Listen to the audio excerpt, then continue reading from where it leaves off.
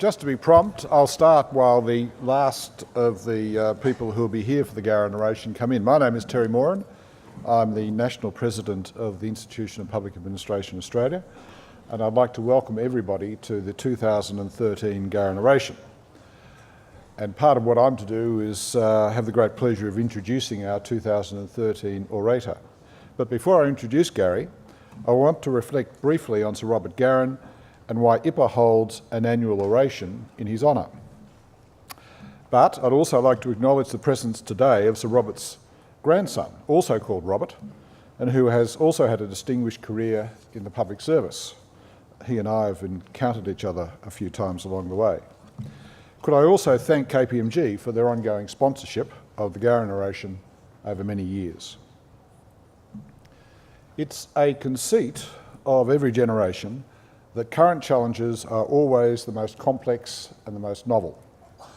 Even a brief study of Robert Garran's working life shatters that illusion pretty thoroughly.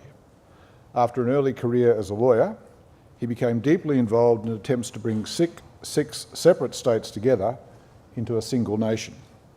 Garran was secretary to the drafting committee of the Federal Convention of 1897 to 1898, which met in Adelaide, Sydney and Melbourne.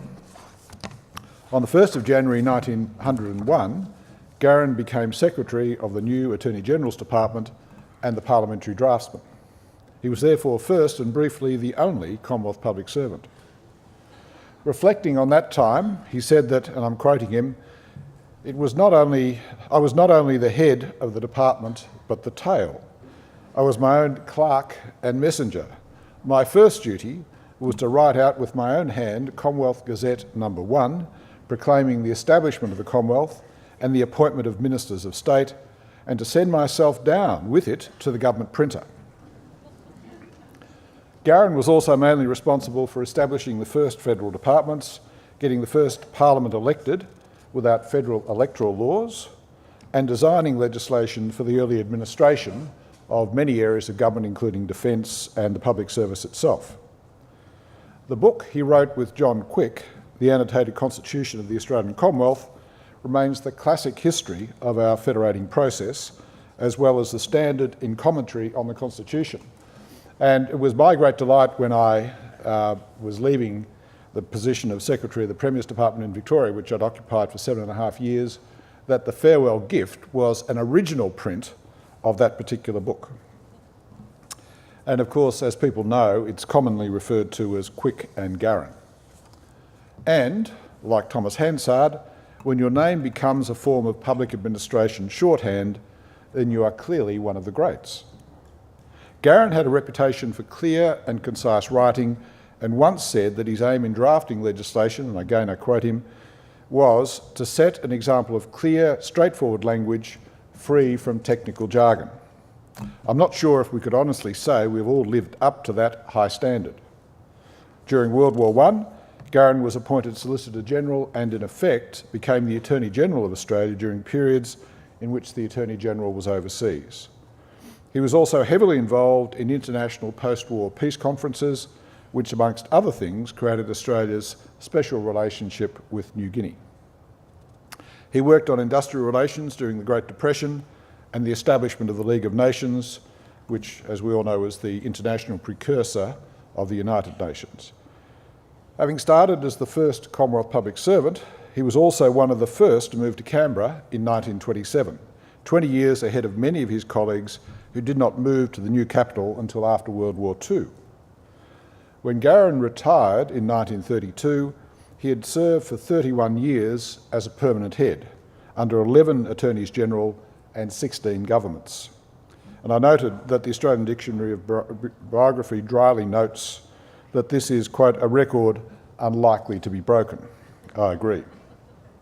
In fact, the only thing that we can say that Sir Robert was wrong about, or appears in the eyes at least of a Melburnian to have been wrong about, was his unshakable belief that there was no reason why Canberra should not become the centre and focus of the artistic life of Australia. But Robin Archer is seeking to make that prediction come true as well. She might well succeed. When he died in 1957 at the age of 90, Garran was given a state funeral and was the first Commonwealth public servant to receive that honour. In the 20 years between his retirement and his death, Australia changed dramatically. We experienced the worst of the Great Depression, when unemployment rose to 29%. We fought in a war that for the first time challenged us and that also radically reshaped Commonwealth-state financial relations.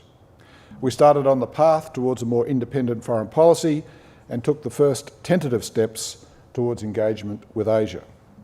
It has to be acknowledged that we continued to reject many people from non-European origins, and we failed to acknowledge and redress the great shame of 19th and early 20th century Australia, the murder and mistreatment of so many Indigenous people.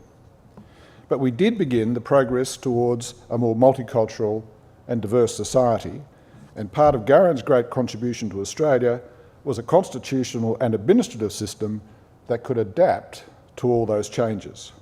What strikes me about Robert Garran's career is not just its length, but its enormous intellectual breadth, his capacity to think, advise and act across so many areas of government work. I would rank him with the great public servants who charted and explored Australia. James Cook, after all, was a public servant who established and governed the first settlement and subsequent settlements, who surveyed the cities and the interior, who led the defence of Australia in 2 world wars, and who devised the basis for the post-World War II development of Australia. We are fortunate that men of this calibre still nurture our democracy and still have an eye to our shared national interest. Nonetheless, through all the challenges, crises and economic and social upheaval since the Federation of the Colonies into which Garran guided us, our basic Australian Westminster system has evolved and matured. It has stood the test of time with some common sense changes, but no radical digressions in structure or design. Edmund Burke, who once said that, and I quote him, "A disposition to preserve and an ability to improve would be my standard of a statesman." And I think he would have approved of Garran's contributions.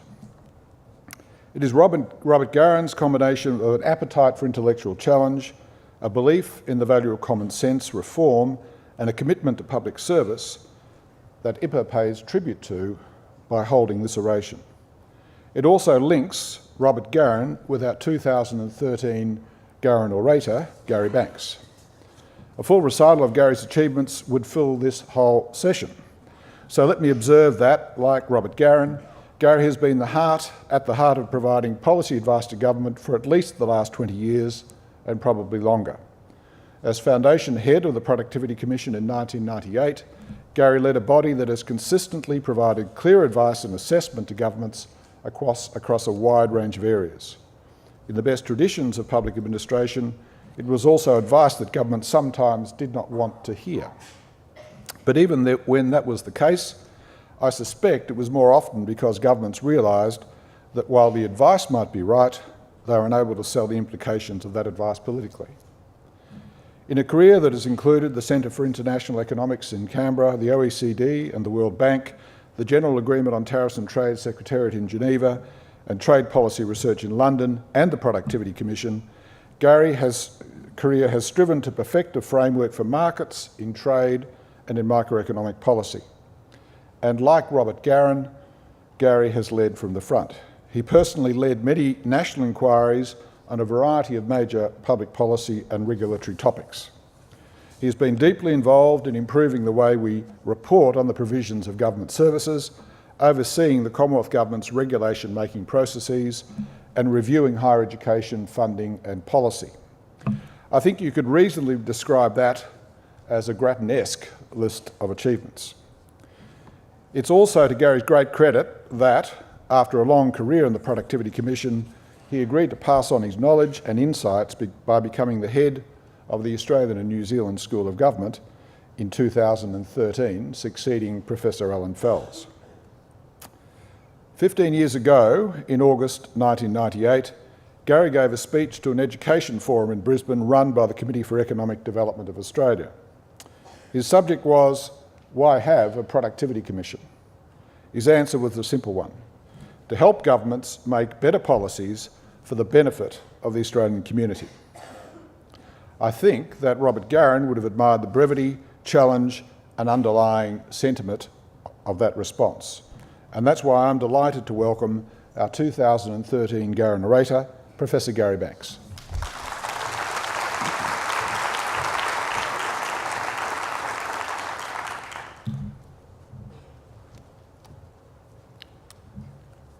Well, thank you very much, Terry, for that generous introduction. It's a great honour, of course, to have been invited to give the Garran oration. And I thank the IPAA for that.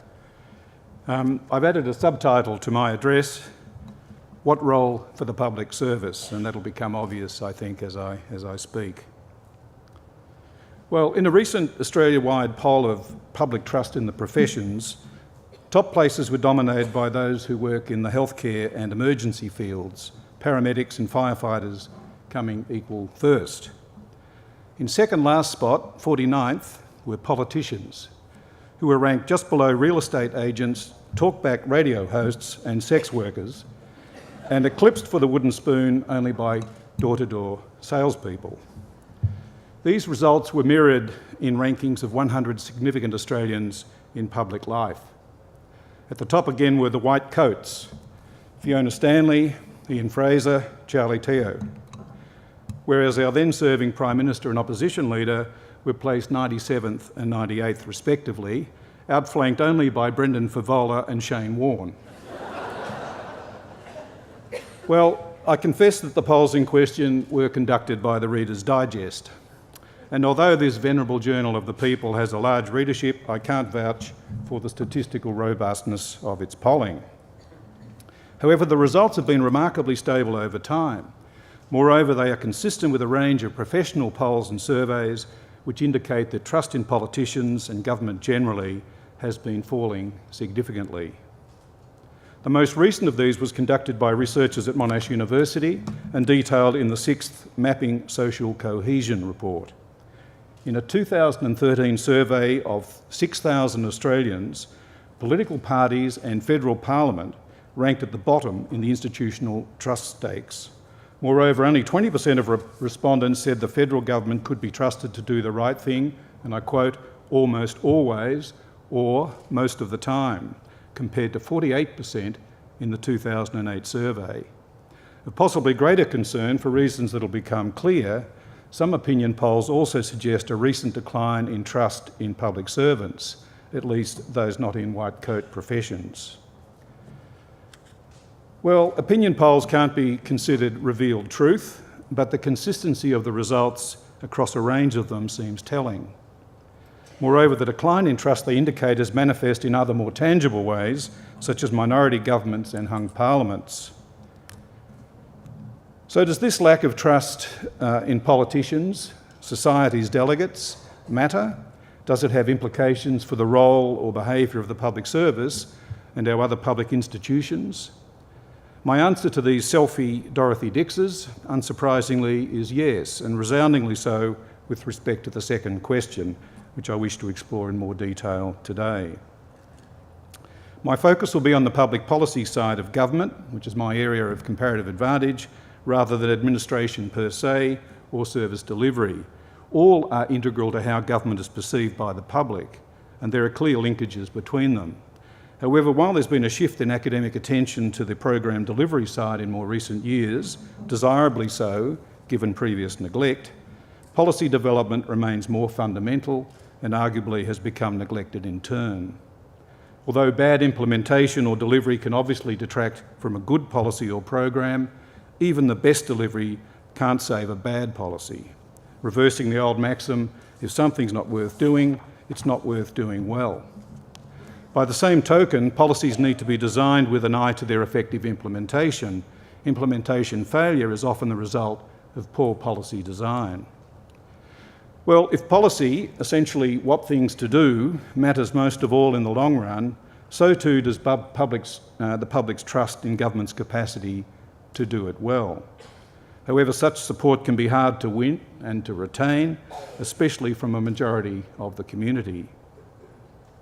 One reason is that most policy decisions have differential impacts within society. Some groups and individuals will generally gain less than others. You can think of tax or welfare. and some may actually be made worse off. You can think of trade liberalisation or environment protection. Few members of the community understand or would take the trouble to understand the detail of a policy and its likely effects. Now, that's entirely rational given the negligible payoff to such individual endeavour. Gaining an in-depth understanding of specific policies and programs can be hard enough even for professional analysts and administrators. It follows that if the public's to support, or at least not actively oppose, many policy initiatives, it needs to have been well informed. It needs to have some confidence that a government's decisions would have been well informed and that the policy in question will operate as intended. Even potential losers may be willing to accept a reform if it's widely believed to be beneficial for society at large, especially if any losses are likely to be transitional rather than terminal. Lack of trust obviously militates against this, heightening the risk of a lack of public confidence even in policy initiatives that would be genuinely beneficial. To the extent that it becomes harder to implement policies needed to meet contemporary challenges, the performance of an economy and the well-being of a country's inhabitants will obviously be affected. If the opinion polls are even broadly indicative, the public would be unlikely to have confidence in government policies and programs that were seen to be the product of politicians alone. Accordingly, to anticipate a theme of this oration, the notion of a responsive public service, if taken too far, could have the effect of reducing the public's trust in policy decisions. In this, the public's assessment of politicians would be borne out by the day-to-day experience of public servants themselves. The reality is that ministers are generally much stronger on policy goals than on the means of realising them. And on occasion, as public choice theory explains, they'll have an incentive to pursue policies aligned more with the needs of particular groups than with the best interests of society as a whole. It's crucially important, therefore, that the public service is doing and is judged to be doing a solid job in advising and informing government policy decisions. That includes curbing any misplaced enthusiasms or reactions to events that, if translated into policy, could produce unintended consequences or poor outcomes for the community as a whole. In other words, a responsive public service should be providing what is needed by the government of the day, as well as what may be wanted. Political representatives and parties in government come and go, and increasingly between elections, ministers and even first ministers have been coming and going too. The stable core of government, its deep, enduring infrastructure, are the public service and public institutions. How these are constituted and how they behave and perform are, in my view, central to the public's trust in policy and in government itself.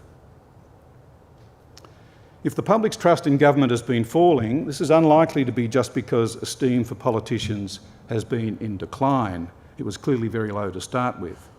It's also unlikely to be due to common human frailties that inevitably also manifest themselves in political life from time to time, though these are arguably getting greater exposure these days through modern media. The more likely and more fundamental cause has been a widening gap between what people expect of their governments and what they are getting. The fact that loss of trust is also evident in other countries over the past decade or so suggests that there are some common forces at work. Among developed economies, expectations have undoubtedly risen in parallel with greater affluence and better information, including about the risks of daily life, such that electorates have become increasingly demanding, arguably beyond the capacity of any government to fully satisfy. This delivery gap can be attributed in part to governments themselves and their natural tendency to overstate what they can do for the community. More recently, it will have been exacerbated by the global financial crisis and the curtailment of public expenditure in its aftermath.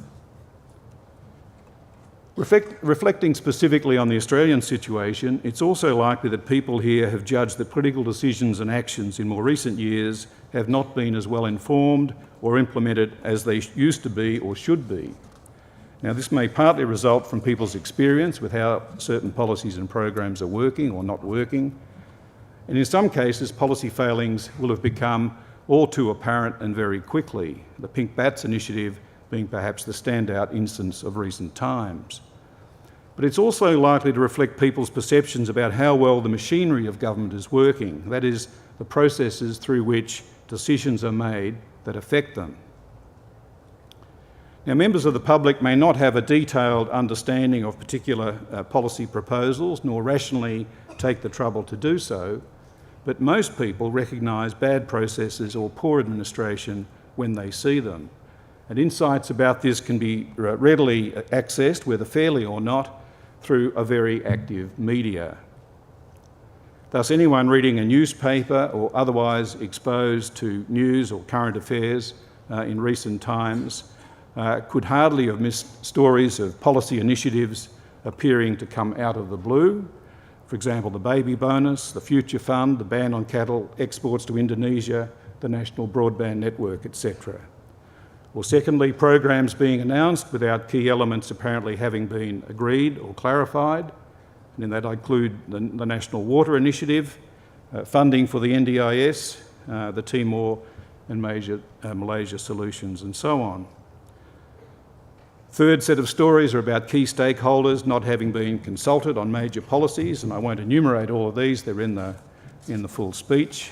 Lack of transparency about programs or the basis for them, avoidance of long-established and well-regarded practices within government for policy development, and abrupt reversals to previously announced policy positions without adequate explanation or justification.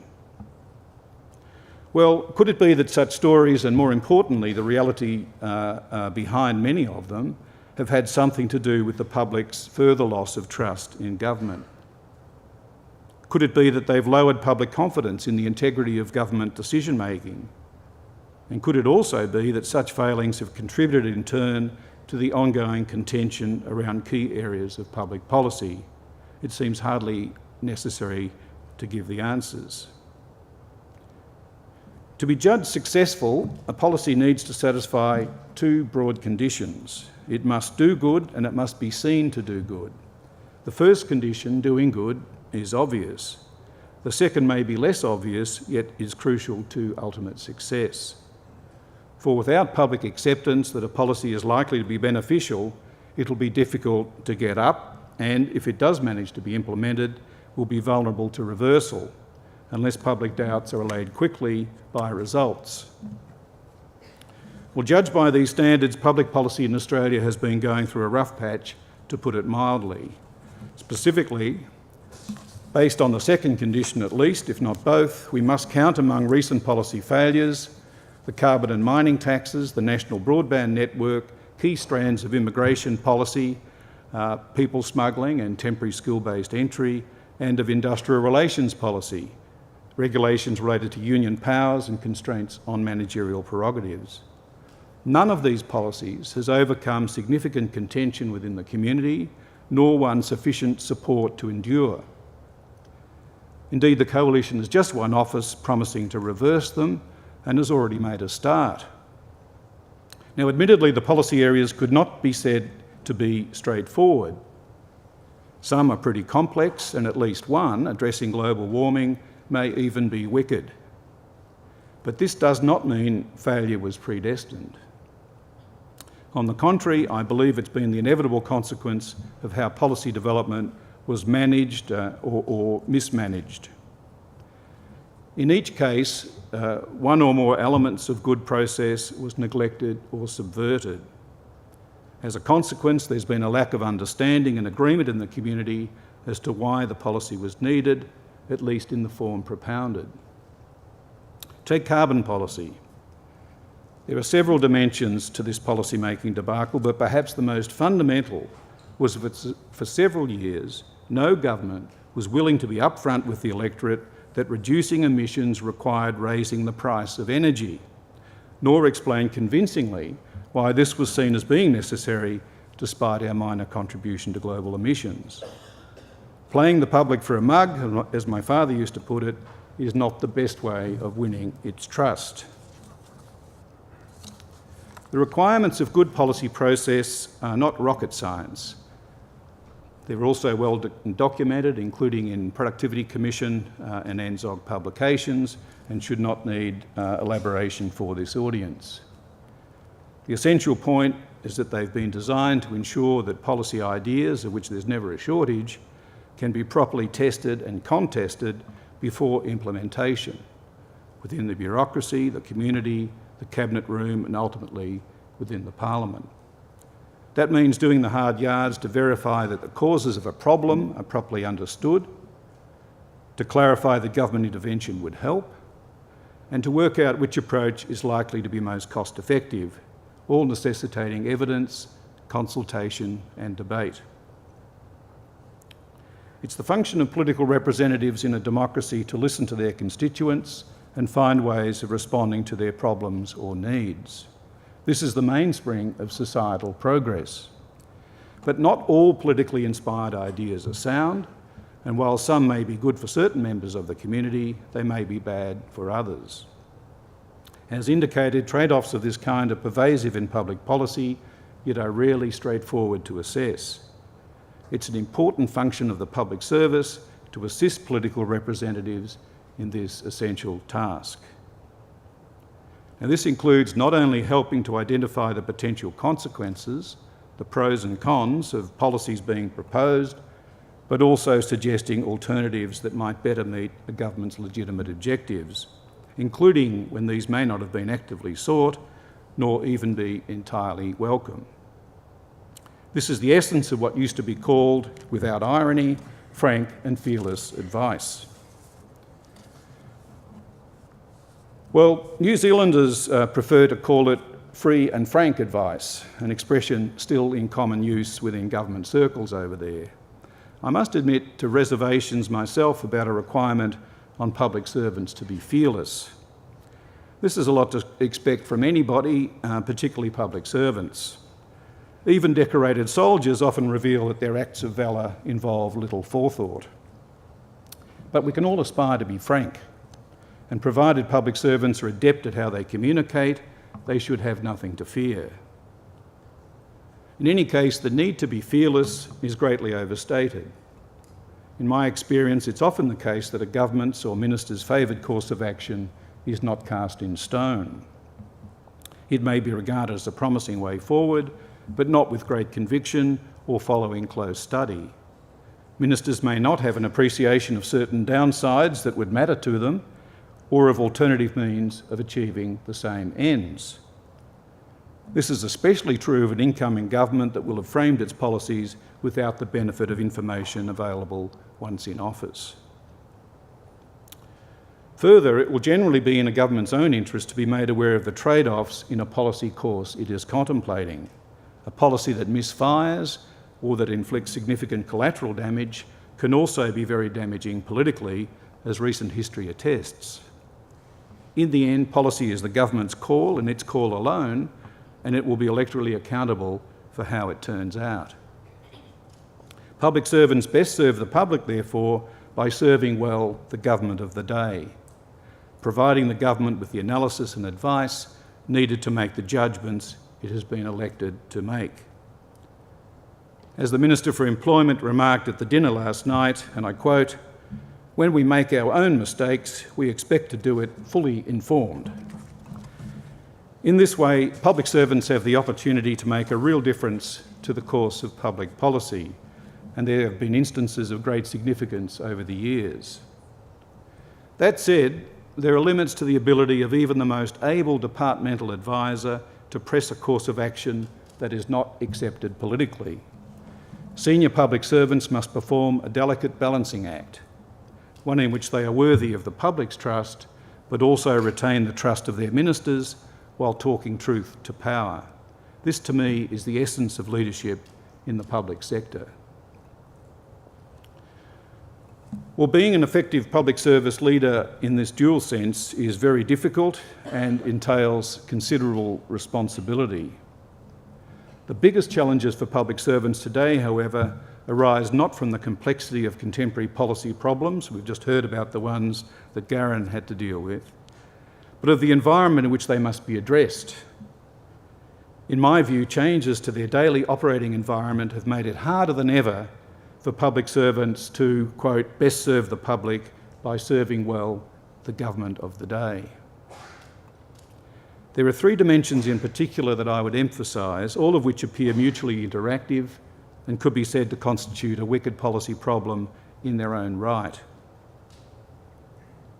If I refer to the first of these as the rise of the office, I'm sure most public servants will know what I mean.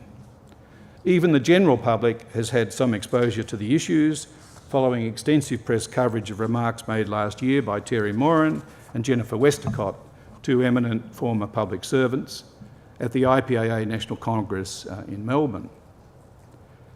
Attendees at that event were also privileged to hear Armando Iannucci from Britain, creator of the Whitehall tragi-comedy series, The Thick of It.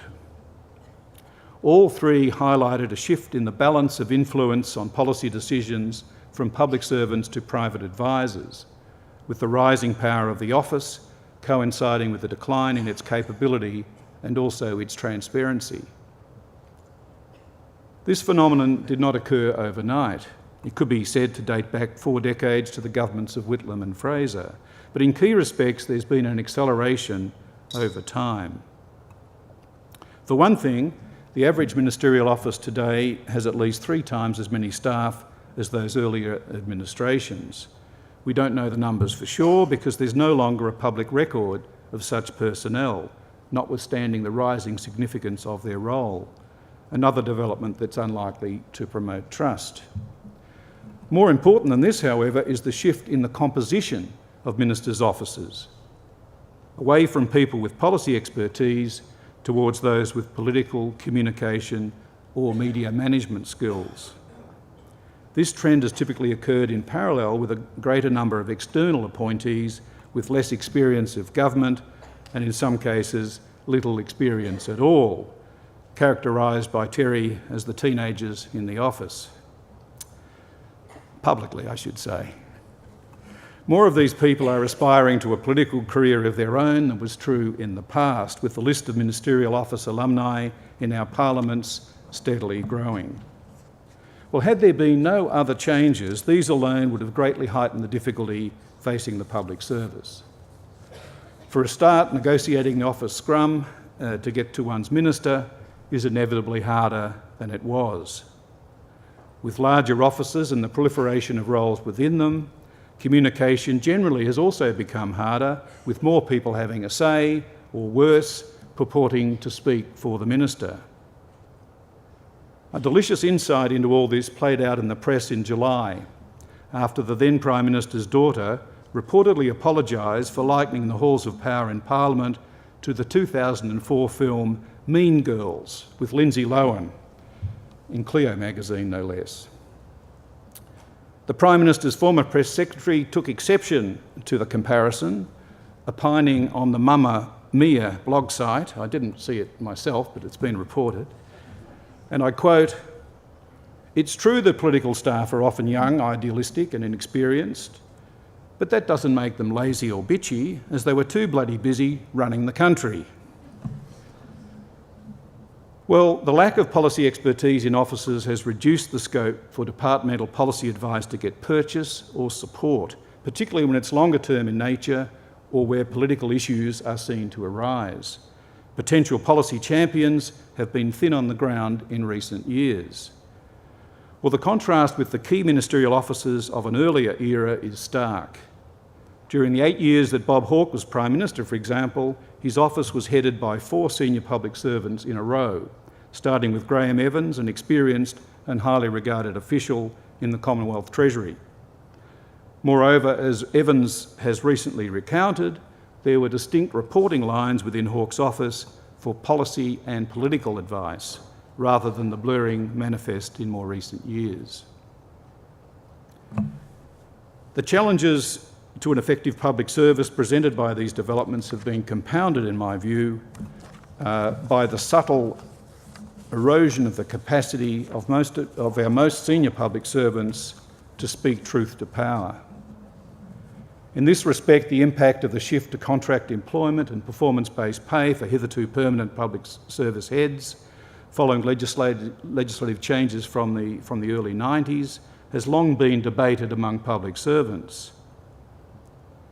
This has mostly been in private, but the arguments were aired publicly in a celebrated exchange in the IPAA's journal between a former Public Service Commissioner, Andrew Podger, and the then head of the Prime Minister's Department, Peter Shergold. Both make cogent points.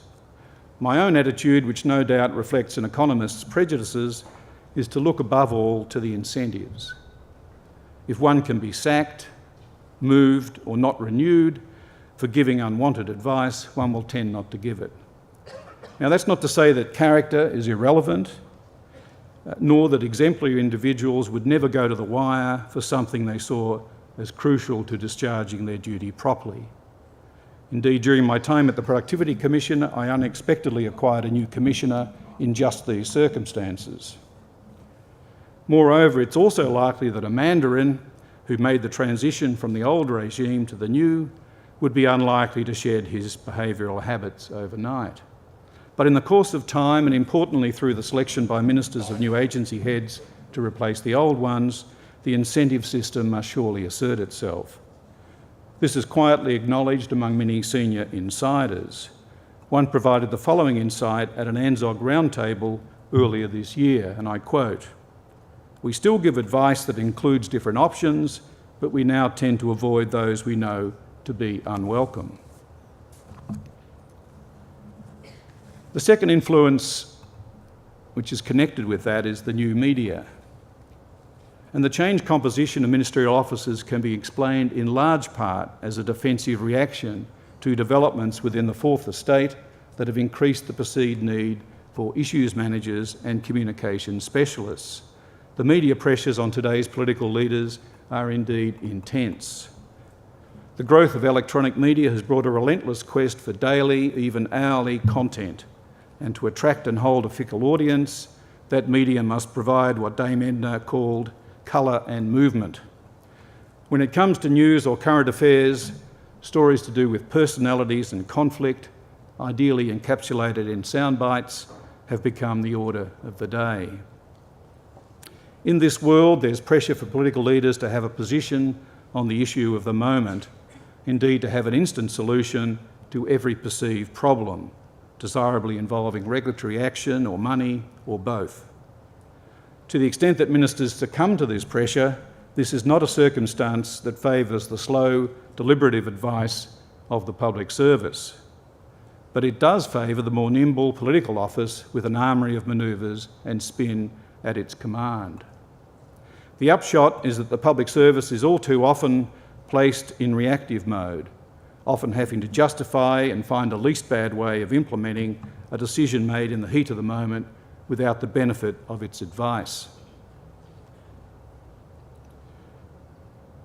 My third category I've titled The Advent of Oppositionism. Inherent to the Westminster parliamentary system of government, of course, is the concept of an opposition. Adversarial politics is hardwired into the system, and contests to establish which side is the fittest to rule can be brutal. That's how things are, and it's a system shown to have had great strengths. However, it appears to have become more oppositionist over time, to the point where any policy initiative of an incumbent government, no matter how good, risks being opposed out of hand. This is not unrelated to the media trends just described. There's no story in political agreement unless a backroom deal can be inferred, let alone in bipartisanship. And the subtleties in qualified acceptance, say support for a government's policy objective or parts of its policy package, tend to be lost on the electronic media. Being reasonable is likely to be interpreted merely as weakness and seen as unhelpful by an opposition struggling to get the public's attention. Contrast this again with the experience of the reform era, when, for example, John Hewson, as leader of the opposition, not only supported unilateral tariff liberalisation, the first coalition leader to do so, he pressed the government to cut deeper than its declared target of 5%, and this during an emerging recession. Or take the seamless progression of the fledgling national competition policy after the Howard government replaced the Keating Labor government that initiated it. Oppositionism makes a public servant's life harder in a number of ways. For one thing, it reduces scope for contact with opposition members, which at times has played a useful educative role and facilitated acceptance of policy proposals. For another, it can lead to a preference for keeping certain details of policy development, such as modelling assumptions, under wraps, raising suspicions about what these might reveal or about political influence on the analysis. Further, it encourages government to use the bureaucracy politically to bolster its policy claims. This can take the relatively benign form of citing supporting departmental research to, at the other extreme, getting senior officers to become public advocates for the policy. The latter places departmental officers in an invidious position, particularly where the policy in question is highly contentious politically. If they don't accept their political master's commands, public servants will be regarded as unresponsive by the government, with all that that implies these days. If they do, they will be regarded as political by the opposition and face the prospect of retribution when it wins power again. These combined influences have made it harder for the public service to provide the kind of robust support for government decision-making that is needed, and no doubt in turn reduced public trust in their capacity to do so. They are likely to have been compounded by a number of other phenomena of significance that I'll only mention briefly here. One is the strengthening of freedom of information laws, which, though well motivated, have now reached the point where they strike at the heart of the public servant's need for confidentiality in providing frank advice to government. Another is the proliferation and increased sophistication of special interest groups. Always a feature of the political landscape, their influence has risen with the rise of the office and the larger and more receptive network of contacts within, and with the new media's hunger for content and its preference for simple stories. Third, and perhaps most topically here in Canberra at the moment, are the post-crisis cuts in departmental budgets, which have been unprecedented in scale, but thus far have generally conformed to the age-old uniform efficiency dividend model. Without better targeting of specific functions and programs that are adding little or no value or costing too much, there's a risk of further reducing public sector capability where it matters most, particularly from a policy development perspective. Well, the declining trust in government has no doubt been picked up in political focus groups as well as in surveys such as those I cited. In the recent federal election, both sides propounded a trust us message, and in this the coalition had the undoubted advantage in that the trust-reducing events freshest in people's minds were inevitably associated with the party in power. The opposition leaders pledged to provide a government that, and I quote, says what it means and means what it says, a government of no surprises and no excuses, end quote, clearly resonated electorally. If this formula were to be reflected in actual conduct in the years ahead, I'm sure it would do much to rebuild trust in government and in public policy as well. Whether this eventuates in practice, however, will depend on what systems are put into effect to inform and at times constrain political decision-making and how effectively these are deployed. Given the intense pressures emanating from the media and from the public itself, the temptation to pursue short-term tactical advantage can be great, even when this invites strategic failure. Developments described earlier have seen the erosion of processes and institutions designed to test policy ideas or responses before their adoption, and with predictable effect. If trust in public policy is to be restored, this needs to be remedied. In particular, the capacity of the public service to perform its policy advisory role well should receive priority attention. The foundation for this is the proper functioning of the cabinet system, such that all significant policy decisions can be both well informed and adequately debated. Establishing greater balance between the office and the department is also a fundamental requirement if substance is to have a chance of prevailing.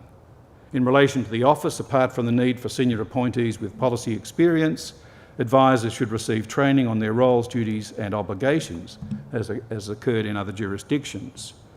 The Code of Conduct, as recommended by Westacott and Moran, would also be desirable, and at the very least, transparency around appointments should be restored to what it was a decade ago. While permanent heads are now undoubtedly a relic of the past, and desirably so in many respects, department heads need more protection against termination for giving unwelcome advice than is presently the case. And their appointment, while perhaps inevitably political in the Australian setting, unlike in New Zealand, needs greater formal scope for merit to be explicitly taken into account. Regardless, no government should seek to enlist senior public servants as advocates for its own policy cause. And if they do, this should be resisted.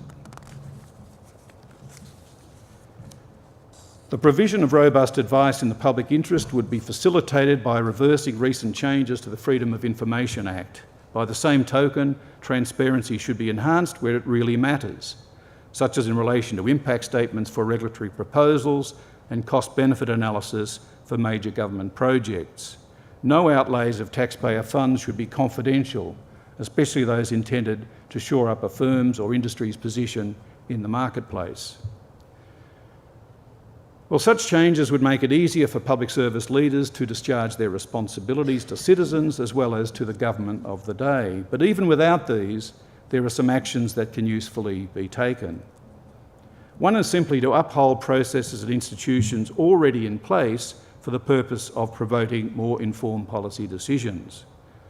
A key one that I've already mentioned is regulation impact assessment, which essentially requires departments and agencies to demonstrate that the elements of good process have been followed for any significant regulatory proposal. This requirement, endorsed by COAG, has potential to be a useful departmental counter to the act first, ask questions later approach that can sometimes emerge from ministerial offices. However, many departments have neglected that opportunity. There's also a need to build a culture of ideas and respect for evidence within departments, such that policy issues and options can be well canvassed and transcend the immediate concerns of the office. This can also help government prepare for longer-term issues that are yet to appear on political radars, and the early intergenerational research within Treasury is a very good example of that. However, it requires a critical mass of policy analytic capacity, which most departments appear to have forfeited under the pressure of budget cuts. These cuts are also taking their toll on training. This is short-sighted.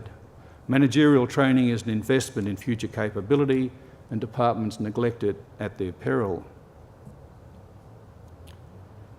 Well, after a decade in which spin has often triumphed over substance in policy making, these actions may seem a little old-fashioned or perhaps overly ambitious. But any observer of contemporary politics could find grounds for concluding that the ascendancy of spin has had its day. While it may once have been possible, as the old saying goes, to fool most of the people most of the time, things have arguably reached a point where it's hard to fool any of the people any of the time. Cynicism about public policy is palpable, and with low levels of trust, even good policy has become hard to convince the electorate about. This poses a major problem for Australia's progress. The challenges we face as a nation are as great as ever. Restoring the basis for public trust in the necessary policy responses is an imperative. Well, how this is to be achieved can be distilled in two words: good process. Without good process, trust will remain low and policy success elusive. Instituting good process should not be that hard because we know what it consists of and have witnessed its active use in the past. Its demise appears to have had more to do with opportunistic politics than any loss of belief in its efficacy for policy. With such opportunism now recognised to have failed, even politically, the time has come to return what worked so well for us before. Political leadership will be crucial in this, but the public service and its leadership also have a crucial role to play. Thank you very much.